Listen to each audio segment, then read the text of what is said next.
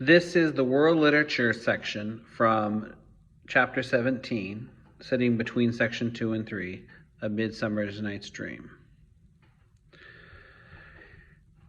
A Midsummer Night's Dream by William Shakespeare, adapted by E. Nesbit. Before you read, the scene.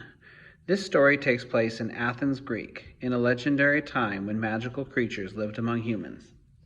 The characters, Hermia and Lysandra, are in love. Demetrius loves Hermia, and Helena loves Demetrius. Oberon and Titania are the king and queen of the fairies. The plot. Hermia and Lysander run away to be married. Demetrius follows them because he is in love with Hermia. Helena follows Demetrius because she loves him. The fairies they encounter try to use magic to help the four humans. Vocabulary preview. Betrayed, gave to an enemy. Mortal means human, or actually it technically means you can die. Okay. Quarrel, argument. Glade, a grassy open space in a forest. Suitor, one who wants to marry someone. Ooh. Bade, asked. And finally, scheme, plan. Have you ever tried to help someone but made the situation worse? In this story, fairies attempt to help four young people traveling through the woods, but their efforts do not go as planned.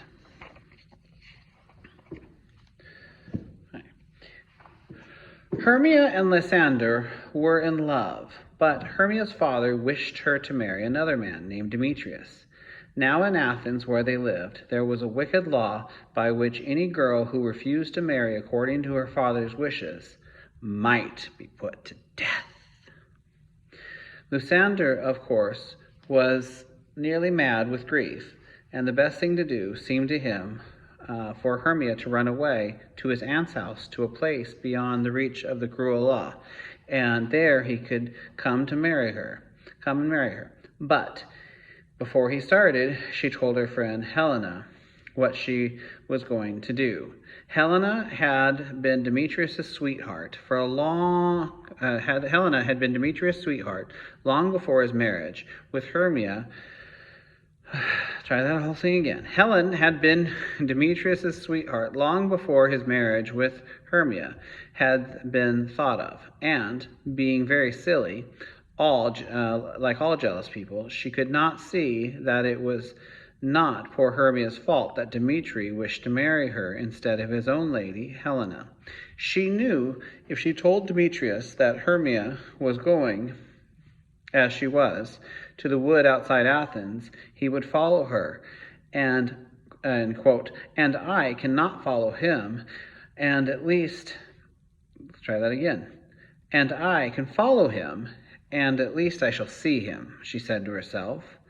So she went to him and betrayed her friend's secret.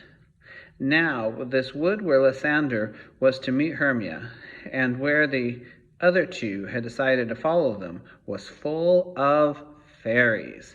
Fairies are imaginary beings, usually having small human form and magic powers. Anyways, full of fairies, as most woods are, if only one had the eyes to see them. And in the woods on this night were the king and queen of the fairies, Oberon and Titania. Now, fairies are very wise people, but now and then they can be quite foolish as mortal folk. Oberon and Titania, who might have been as happy as those days were long, had thrown away all their joy in a foolish quarrel. So instead of keeping one happy court, dancing all night long through the moonlight, as is fairies' use, the king, with his attendants, wandered through one part of the woods, while the queen and hers kept in another. And the cause of all this trouble was a little Indian boy who Titania had taken to be one of her followers. Oberon wanted the child to follow him and be one of his fairy knights, but the queen would not give him up. On this night, in a glossy moonlight glade, the king and queen of the fairies met. I'll meet, ill rather. Ill met by moonlight, proud Titania, said the king. What, jealous Oberon, answered the queen, you spoil everything with your quarreling. Come, fairies, let us leave him. I am not friends with him now.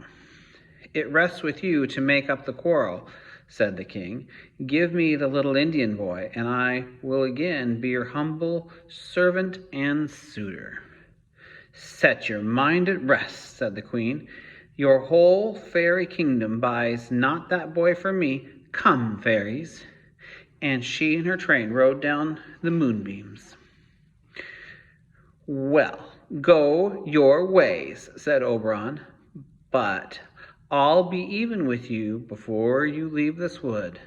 Then Oberon called his favorite fairy, Puck. Puck was the spirit of mischief.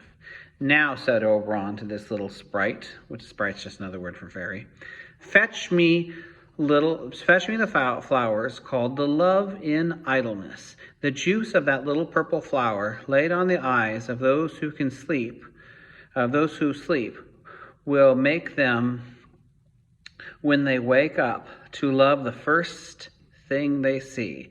I shall put some of the juice of the flower on my Titania's eyes, and when she wakes, she will love the first things she sees, where it be a lion, bear, or wolf, or bull, or meddling monkey, or busy ape.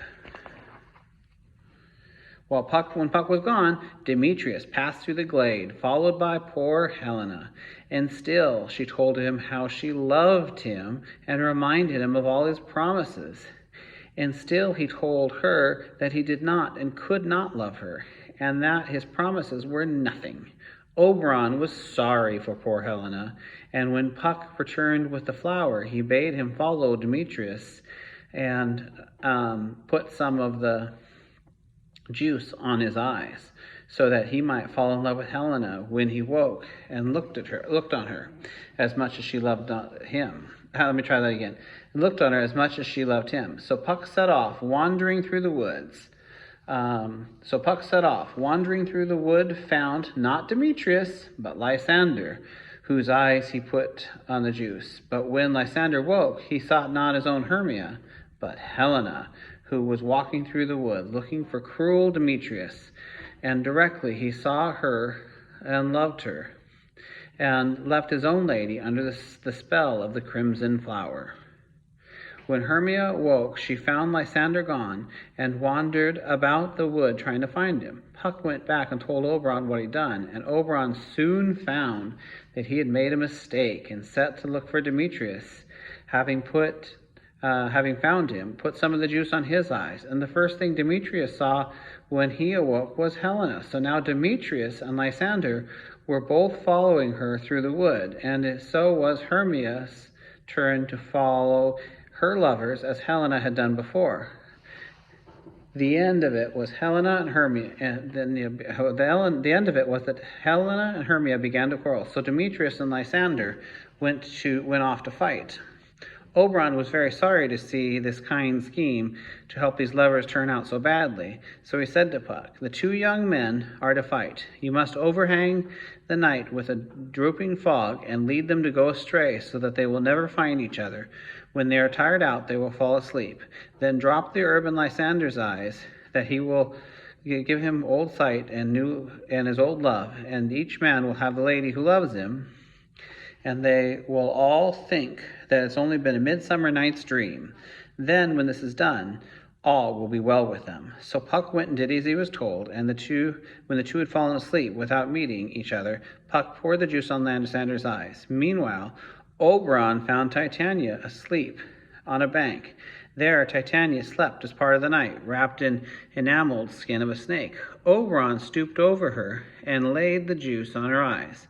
Now, as it happened, when Titania woke, the first thing she saw was a stupid clown, one of the party of players who had come out of the wood to rehearse the play. The clown had met with Puck, who had clapped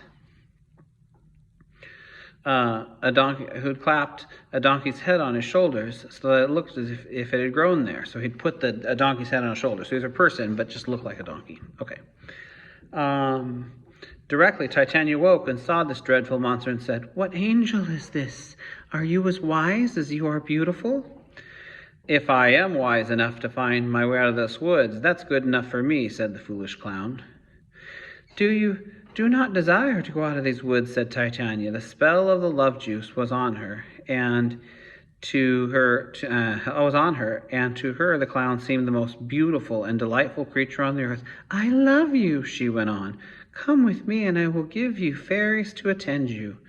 So she called her 4 fairies, whose names were Peas Blossom, Cobweb, Moth, and Mustard Seed. "You must attend this gentleman," said the queen. "Feed him with apricots and dewberries, purple grapes, green figs, and mulberries. Steal honey bags for him from the honeybees, and with the wings of painted butterflies fan the moonbeams for his sleeping eyes. Would you like anything to eat?" said the fairy queen. "I should like some dry oats," said the clown, for his donkey head had made him desire donkey food, and some hay to follow. "Shall some of my fairies fetch you a few nuts from the squirrel house?" "I'd rather have a handful or 2 of good dried peas," said the clown, "but please don't let any of your people disturb me. I'm going to sleep." "Then," said the queen, "then I will wind thee in my arms." So when Oberon came along, he found his beautiful queen lavishing kisses and endearments on a clown with a donkey's head. And before he released her from the enchantment, he persuaded him to give the little Indian boy he so much desired to have. Then he took pity on her, threw some juice of distant enchanting flowers on her eyes, and then in a moment she saw plainly the donkey head crown which she had been loving, and how foolish she had been.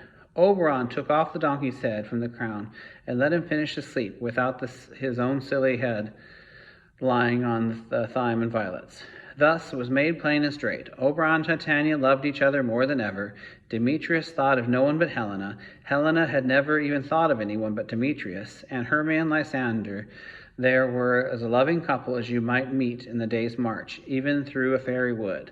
So these 4 mortals went back to Athens and were married. And the fairy king and queen lived happily ever after in that very wood at this very day. Okay. So, 5 questions responding to reading. How did Demetrius and Lysander fall in love with Helena? What happened? Okay. Number 2. How did the story get its title, A Midsummer Night's Dream? Number 3. Cause and effect. Were Lysander and Demetrius preparing to fight? Why were Lysander and Demetrius preparing to fight? Number 4. Predict. What do you think might have happened if Oberon had not interfered with the conflict among the 4 young people? And finally, number 5, read to write. Reread the last passage of the story, and then write another ending that could replace that paragraph.